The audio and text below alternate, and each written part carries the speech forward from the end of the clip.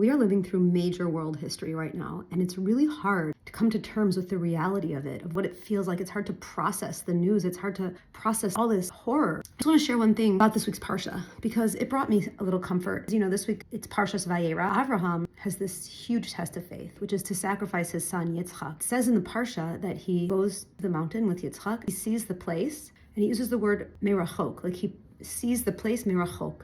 So the Midrash says that this word rachok means that actually saw into the future. He saw in the future on this mountain there would be a temple, and that all of his children would be serving God there.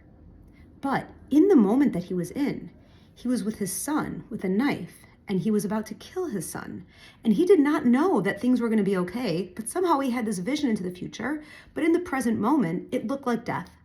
In the present moment, it looked like he was about to slaughter his only son that would be the lineage that could possibly be the people that would be serving God on that mountain. So how did it make sense?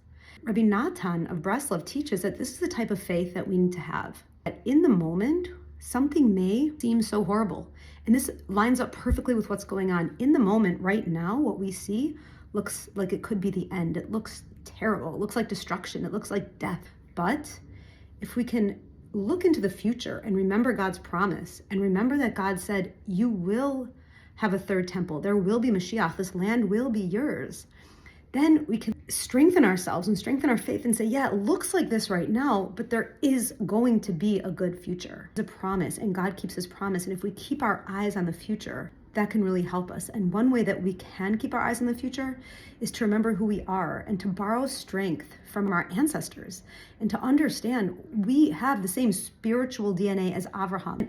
All of our matriarchs and patriarchs, and we have a long lineage, people who were so strong in their faith. And we need to tap into this too and try to bring ourselves to that place and hold on and look into the future and know that God will keep his promise to us.